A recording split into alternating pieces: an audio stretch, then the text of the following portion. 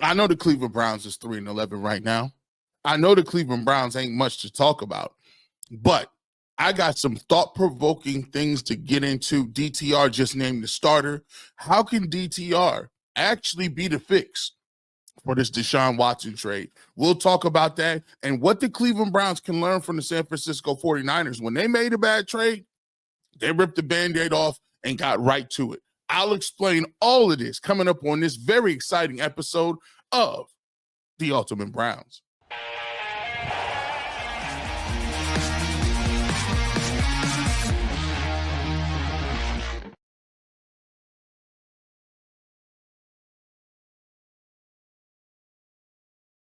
Welcome to the fastest 30 minutes in sports. It's your boy G Bush with you back again for another episode of the Ultimate Browns.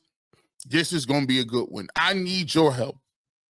I need your input on this one because I've been contemplating some things. I've been thinking in the crystal ball, hooking up some ideas for the Cleveland Browns, and it all has to do with what's coming up in the next 3 games.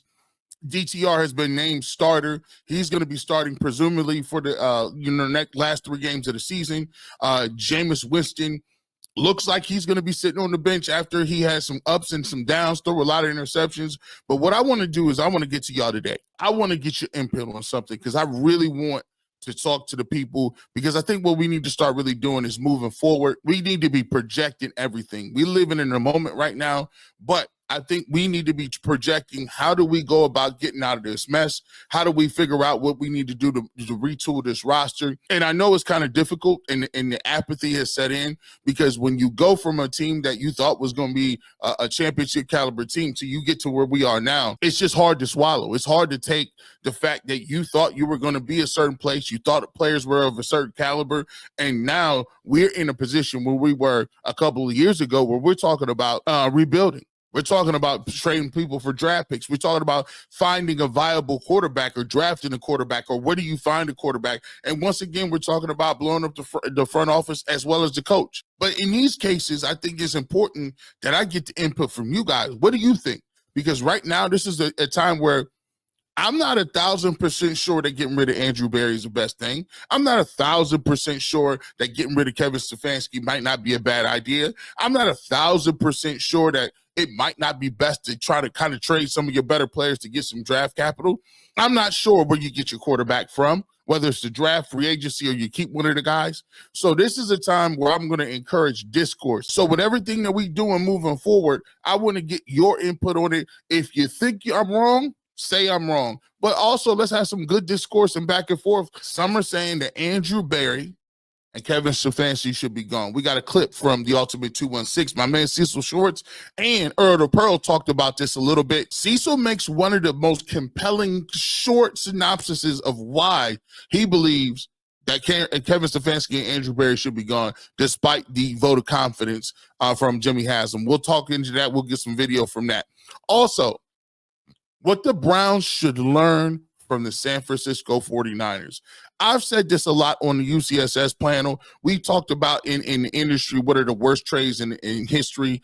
And one of the trades that is, I think, one of the most lopsided trades, and one of the trades that didn't work the most, was the Trey Lance trade, to trade up to go get him from the San Francisco 49ers. And I'm gonna dissect that trade and kind of tell you what the Browns should learn from them and how the San Francisco 49ers got out of that mess. And there's a couple of differences between the 49ers and the Browns that I think are key into how do you get out of a mess. You could cry over spilled milk all you want, but at what point in time do you have to sit back and say, okay, we got to get out of this way? We'll talk about that as well.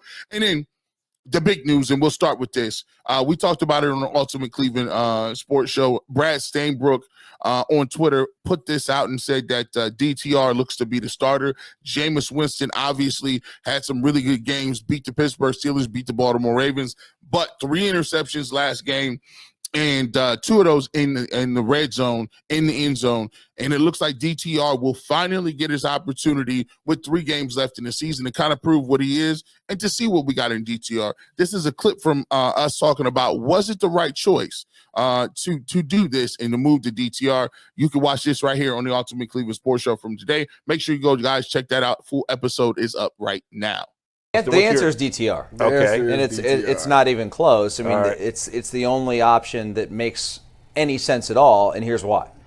DTR's under contract for 2 more years. You got to see what you have in this guy. We sort of know what we already think we know about DTR, but that is to be determined. Like, the guy's still a young enough player where he could develop into something. I'm not betting on that, but we know what Winston is. Winston probably gives you the best chance to win. I will say from this perspective, as a Bengals fan, and the Bengals still have playoff hopes, obviously, long shot, but they're still alive, I'd rather DTR play. Right, exactly. Yeah. And that's my point, is that Jameis gives you the best chance to win the game. Right. The wins and losses at this point don't matter. In fact, the loss would actually help the team. So the way you lose the game, without saying you're losing the game, is you play the young quarterback because you hopefully can gain something in terms of intel about the kid. One of the best case scenarios for the Cleveland Browns is this.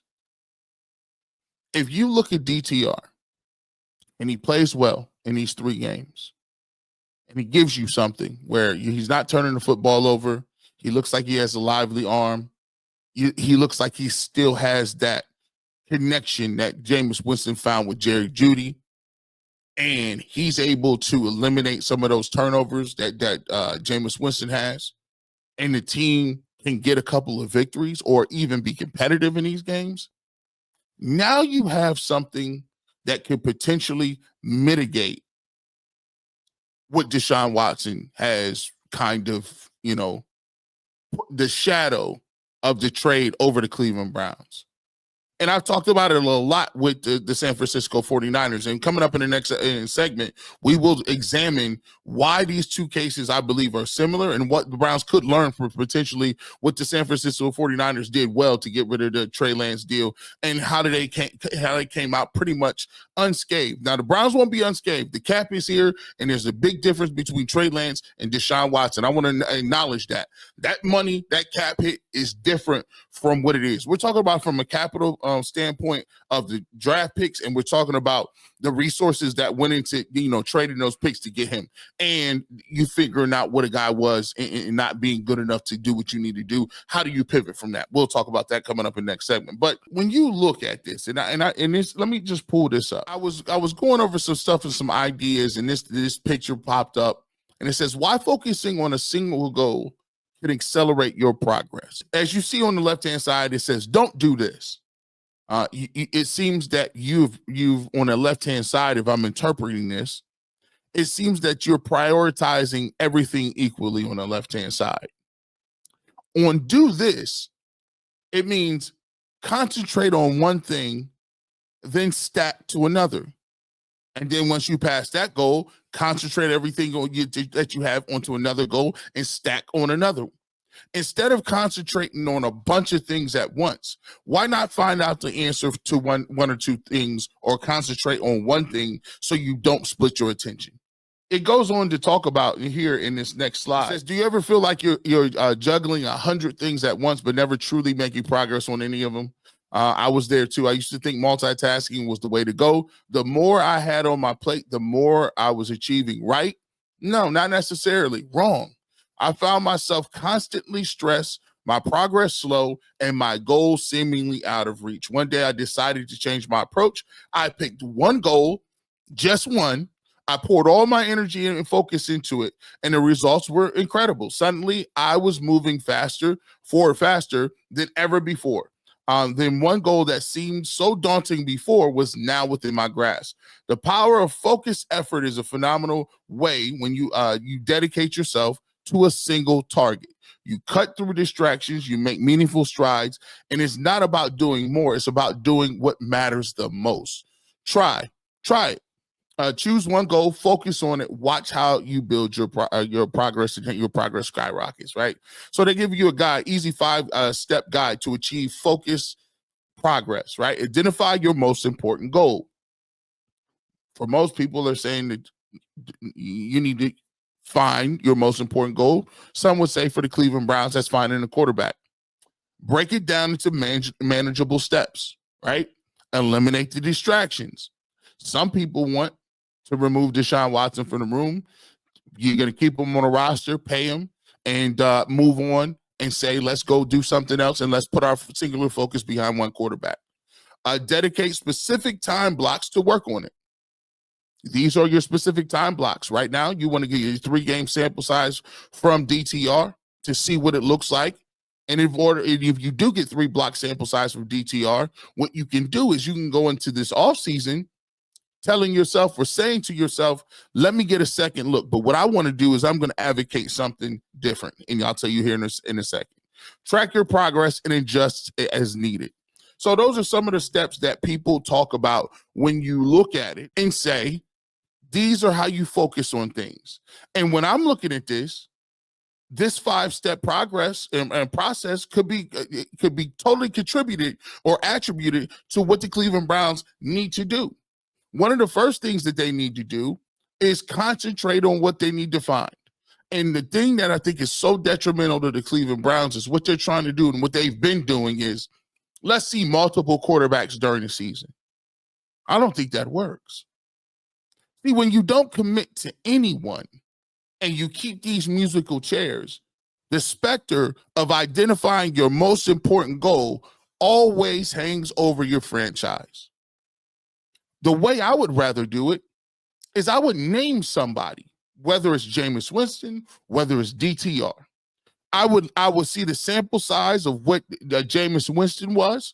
I'm going to see the sample size of what DTR gives me in the next 3 games. And in the offseason, I'm going to name one of those individuals as the starter for the 2025 season. Some will say, G. Bush, why would you do that? Why would you immediately just come in and just name a starter when you don't know who's available? Well, you've done the research. You need to break it down into manageable steps, and you need to eliminate the distractions. The biggest distraction on the market is the fact that Deshaun Watson is making the most money, has the hugest cap hit, and potentially could be back in the mix to quote unquote compete for a job.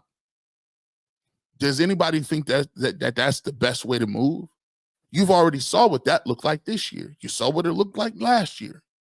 So instead of you leaving it up in the air, you come out and you say, I'm going to go ahead and I'm going to make the decision now. When you make the decision now, you take all the speculation off the table. The only thing left is to see the results. So if I said that Jameis Winston is either the starter or DTR is going to be the starter after these games, you know what it eliminates? I already told you Deshaun Watson ain't going to play. You let me handle the cap, and I'll tell you where he's going to be at. And then it also gives everybody else in the locker room a clear plan that we can stand behind, because we've said DTR is the guy, or we've said Jameis Winston is the guy. And now you can move forward and say, how do we best go about building our roster while we have that guy at quarterback, knowing that we still are looking at a quarterback at the end of 2025, 2026. See, if you was a coach with a plan like that, everything changes. But the longer you wait to say what you want to do, it makes you look like you don't have a plan. It makes you look like people can pile stuff on, right? Track your progress and adjust as needed. Track your progress. Right now, you have the progress for Deshaun Watson. You tracked it. You know that ain't good. You saw Jameis Winston. You tracked it. You don't like the interceptions. You're about to get DTR for 3 weeks. You tracked it. As soon as this season is over, you should be doing your due diligence on those quarterbacks that Sam Darnold's or whatever the case may be outside of that.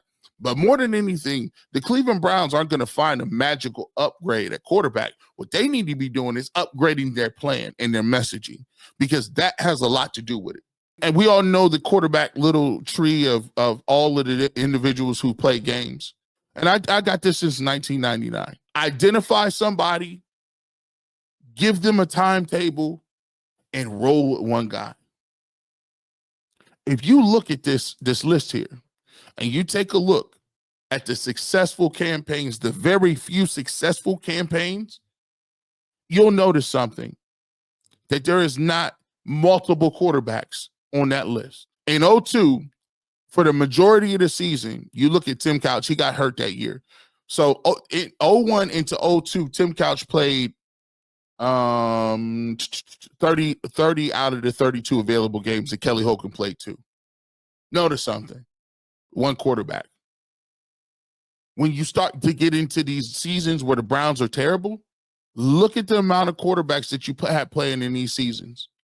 Kelly Holcomb and Tim Couch split in 03. In 2004, when they were really bad, you had Jeff Garcia, Luke McCown, and Kelly Holcomb. Then 05, you had Trent Dilfer and Charlie Fry. Then Charlie Fry and Derek Anderson. Derek Anderson and Charlie Fry. When you start going back and forth between them, Derek Anderson, Brady Quinn, Ken Dorsey, and Bruce Gradkowski in 2008. Then you had Brady Quinn, Derek Anderson in 7. 2010, terrible years. Colt McCoy, Jake Delhomme, Seneca Wallace. McCoy again in 2011, Seneca Wallace for games. These guys, and it's not like guys are getting hurt and they're putting those guys in spot duty. These guys are competing. You look at 2008, Derek Anderson played 9 games. Brady Quinn played 3 games. Ken Dorsey played 3 games. Bruce Gradkowski played a game. And then you get to the 13s and the 14s, you got Jason Campbell for 8 games. Brandon Wheaton for 5, Brian Hoyer for 3, Brian Hoyer for 13, Manziel, Connor Shaw, the McCown again, Johnny Manziel, Austin Davis. Think about it.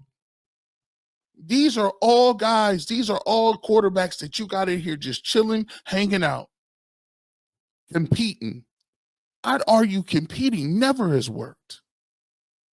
It has never worked. You tell me the time when you was competing, you were so unsure about a quarterback room that you had 4 quarterbacks competing for a job. Competing has never worked, ever, especially when you got more than 3. Last year was the anomaly. Deshaun Watson for 6 games, Joe Flacco for 5, DTR for 3, PJ Walker for 2, Jeff Driscoll for 1. And still, you didn't do nothing in the playoffs. You got smoked in the first round. I believe that the Cleveland Browns should be declarative in who they want to be the quarterback after this year. You got enough sample size on Deshaun Watson. You got enough sample size on Jameis Winston. And after these 3 games, you're going to have a decided sample size on DTR. You need to name somebody as soon as the season is over.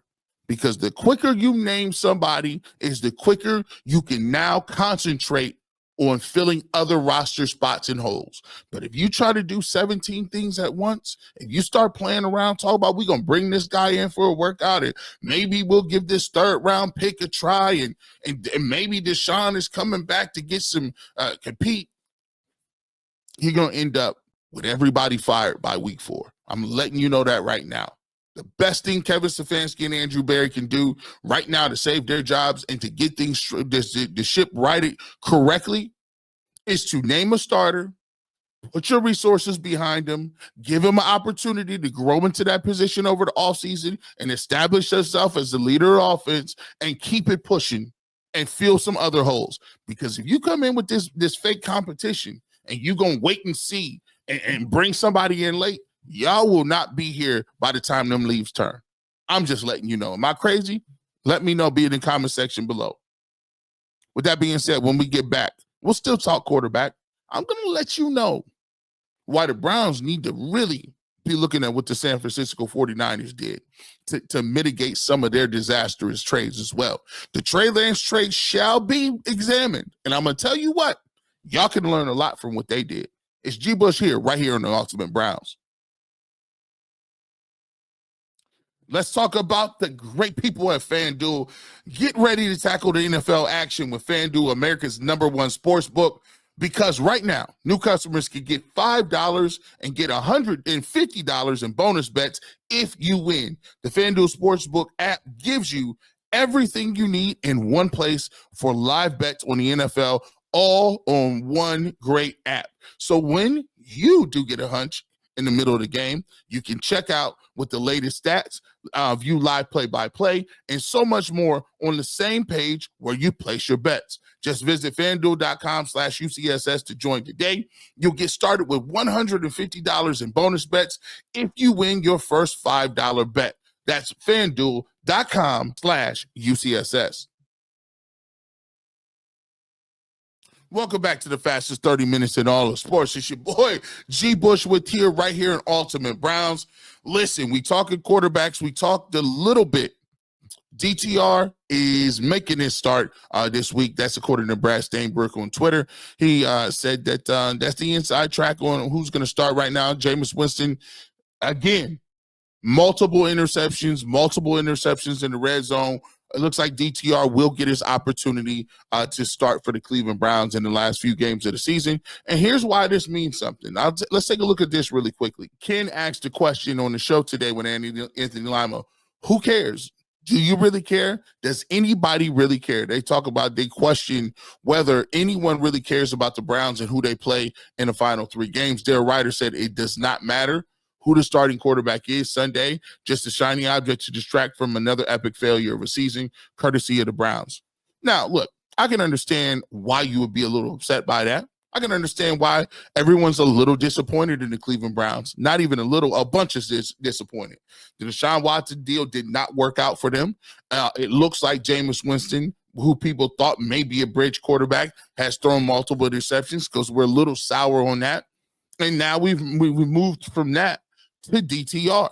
Now, DTR has not had a week of preparation. We know that they've not done him any favors because Kevin Stefanski tells him at the last minute he's playing. They say, oh, by the way, you're playing tomorrow. Sometimes before the game. And DTR has not fared well in those games. But let me get to this. Let me actually just say this. I think this does matter. As I pointed out in the last segment, it matters because I think you need to identify the quarterback sooner rather than later going into 2025.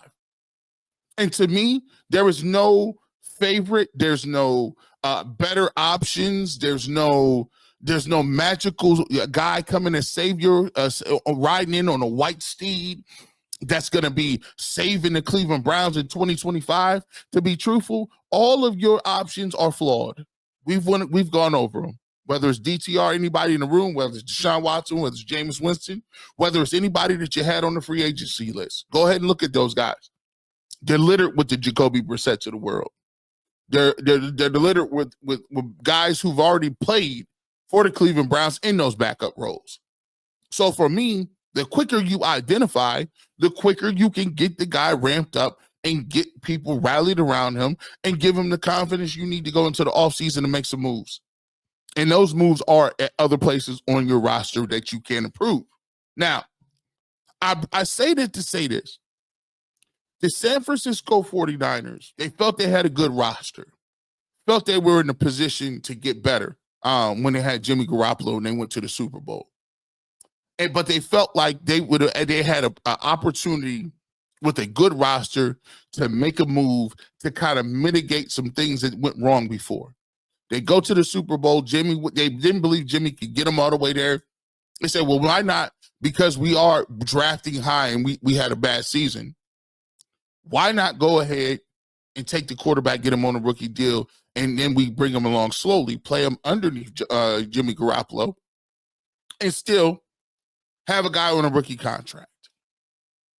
Didn't work out. But the San Francisco 49ers didn't do what I see we're doing right now in Cleveland. San Francisco 49ers didn't sit back and just sulk. What the San Francisco 49ers did was they went out and did some things to mitigate that. Now, we'll talk about why we should learn from them. But first, before we even do that, let's look at the Trey Lance trade. Let's look at what the 49ers gave up to get Trey Lance. And we know all too well what the Browns gave up for Deshaun Watson.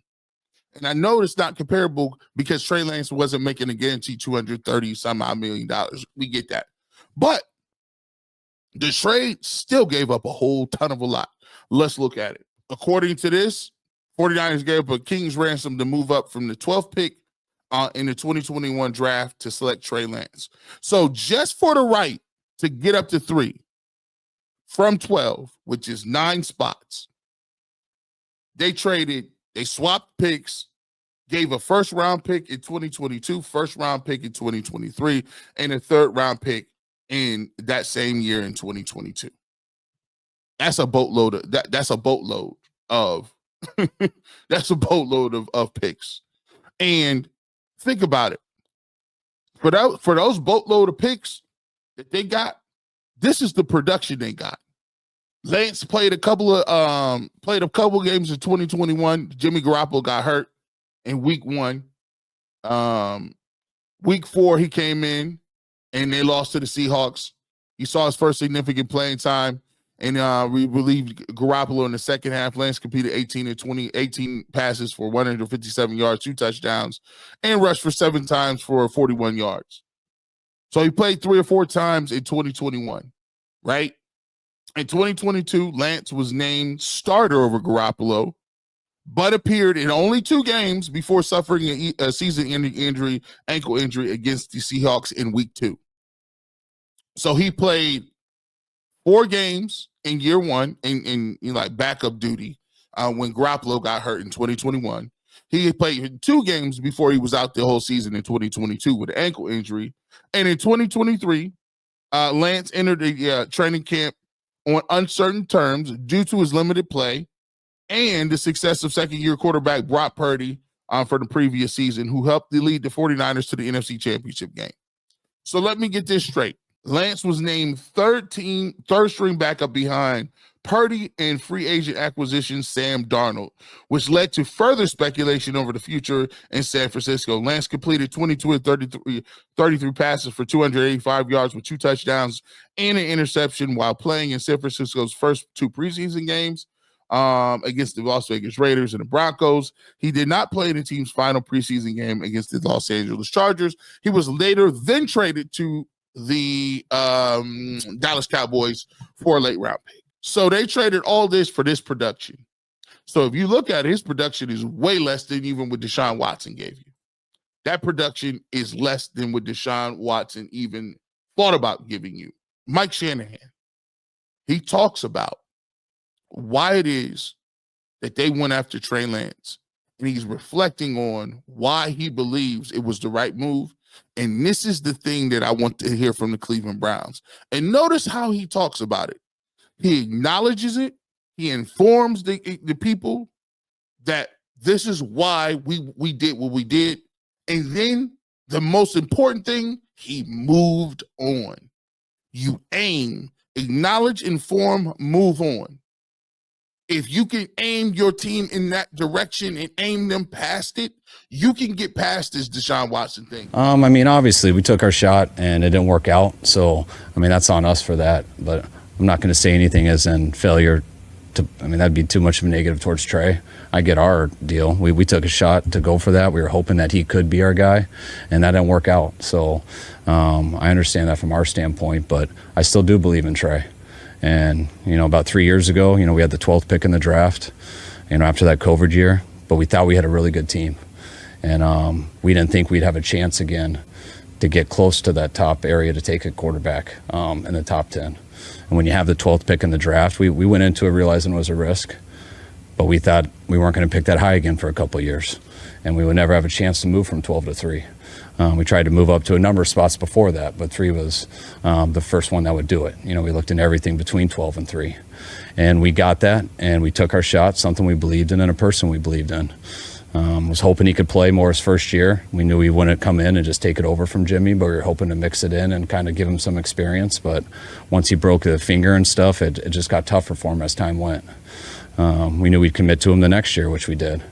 We knew he wasn't fully ready in every aspect, but we knew he had a skill set that we could put some stuff together to give him the chance to compete and grow with the good team as he developed as a full quarterback.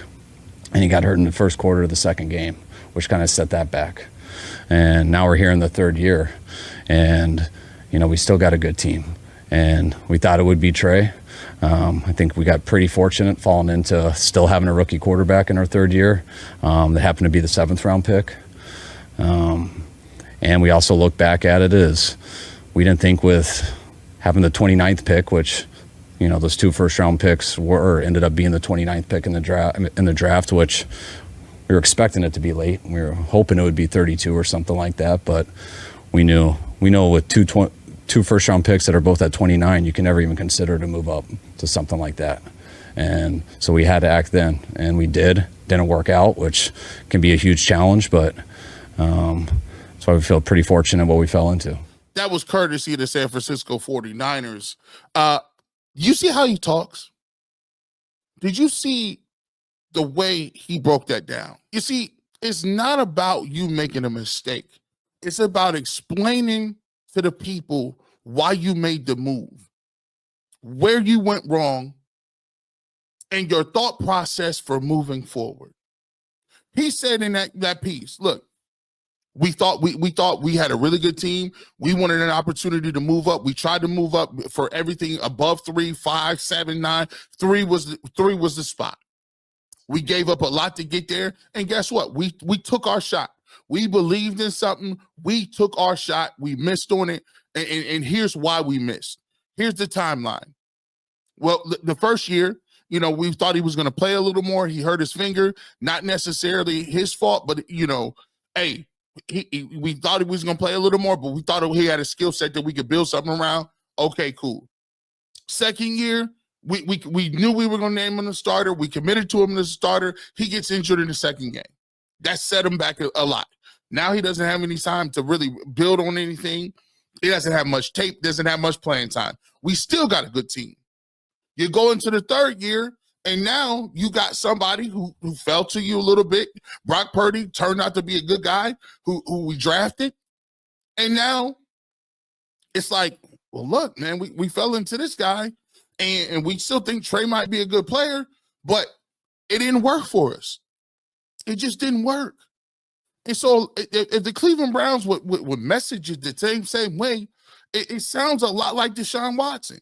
We knew what we were signing up for with Deshaun Watson. We were comfortable. We did the work on the cases, and we thought he was a top 5 quarterback that we were trading for. Turns out the first year, he gets suspended more than we thought it would be. 11 games. He couldn't be in the building, couldn't practice. That hurt us a lot. Coming into the second year, we thought we were like, yo, everything's going to be great. Deshaun starts off 5-1, 5-2, or whatever the case may be. And he has a game against the Ravens where we thought he was really hitting his stride, gets injured, has a shoulder injury that we haven't seen before, is out the rest of the season. And we lucked into the fact that we found, lightning in a bottle with Flacco. Come back this year, Watson, was trying to work through rehab or whatever. He's doing his thing. The team starts off horribly. We have a lot of problems on offensive line. We had some issues at the receiving core with some drops. We had penalties. It was just rough overall. Overall, rough start 1-6. Deshaun wasn't playing great football. He'll tell you that he wasn't playing football. Then he gets injured with an Achilles injury. Hey, look, we guaranteed him the contract because X, Y, and Z, and here's why it didn't work. So if you can go ahead and do that and explain that, and be forthright with your fan base, and then pivot and pick another guy to put your money behind, you might be able to move on. But the longer you wait and say, oh, well, this guy might be back and he might not be this, he might not be that. Notice this is the second time they've done this because they left a lot up in the air when it came to Baker Mayfield. Oh, I don't know if Baker going to be back. Is Baker coming back? Maybe we need to go after this person. And guess what? That offseason, we had people saying, could Baker be a backup? Should Baker have been playing? You see how this mixed messaging stuff works? It don't work when you sitting around on your hands trying to act like you're being secretive. Good organizations identify a person, put the money behind it, live with the results, and if it does not work, they pivot. I haven't seen that. Have not seen that. How about some Cleveland Cavaliers, best record in the NBA, best place to get your seats? If you want to go see the hottest team in the NBA, the Cleveland Cavs, is at Game Time. Game Time has a new feature called the Game Time Picks that makes getting tickets for you in your favorite live events even easier. Game Time Picks filters out all of the fluff to show you only incredible deals on great seats, so you don't have to waste your time searching through thousands of tickets. You can catch your seats right from the panoramic view on the app before you even buy the tickets. Lowest price is guaranteed, or Game Time will credit you 110% of the difference. Take the guesswork out of buying tickets with Game Time. Download the Game Time app, create an account, and use the code word Locked On NFL for $20 off of your first purchase. Terms apply. Again, create an account and redeem code LOCKEDON NFL for $20 off. Download the Game Time app today. What time is it? Game time. We're back at it right here on the Ultimate Browns. Your boy G. Bush, talking a little Browns, man. Make sure you hit that notification bell, hit that bell for us, hit that subscribe button, hit that like button. We want the comment section to jump. We want your comments. We want to know how you feel on everything, considering the Browns, DTR, Deshaun Watson. Put it in the comment section below. Well, listen, Earl the Pearl on Ultimate 216 and the new co-host Cecil Shorts, former Jacksonville Jaguar, Houston Texan, Cleveland native, talked about Kevin Stefanski, and he put it in a way that put it in perspective for me. I've been struggling with Kevin Stefanski. Should he stay or should he go? But after this, I kind of feel my man Cecil. Take a look at this. And there's nothing against Andrew. We're the same age. I'm rooting for him. But this may not be the best fit for you. If you can't make decisions, or if somebody's over your head helping you or push you to make those decisions, he got to go. And the same thing with Kevin. 5 years is enough for me. And I'm like, I hear people going back and forth. I'm just not sure if he should stay or he should go. That's your answer. If you're not sure he should stay, then he needs to go. Like it's just that simple. That's, if you ain't sure if he should stay or should he go, then that's your answer. Is that kind of like, man, how do you know you in love? If you have to question if you in love, that means you ain't in love. How do you know if you with the right person?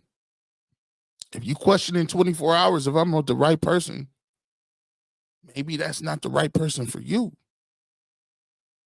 So when I'm questioning Kevin Stefanski and I'm looking at it, I got to start being objective here. I got to start looking at it.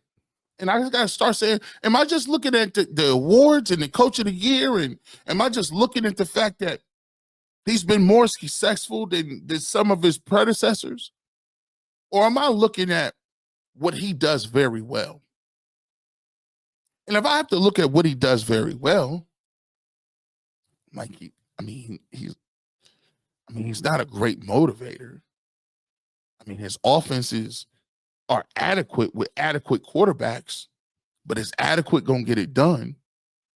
I'm looking into development of certain people. Baker had his best years not in Cleveland, but in Tampa. Deshaun Watson had his best years in Houston. I mean, Jameis Winston throws a lot of picks. Is DTR going to pan out and do what he need to do?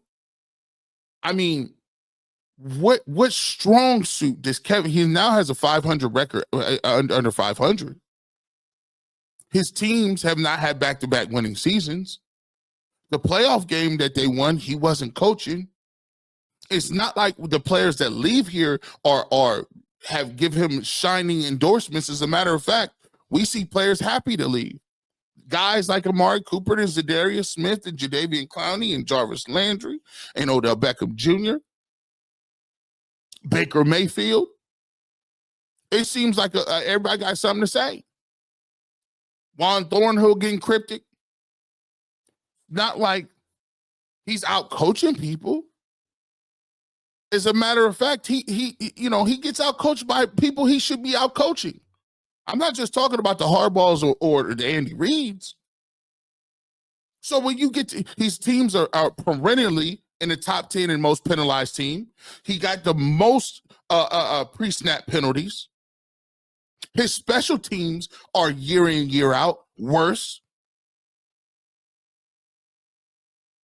I mean, what can you hang your hat on if I tell you, state the case for Kevin Stefanski, and you can't say 2-time coach of the year?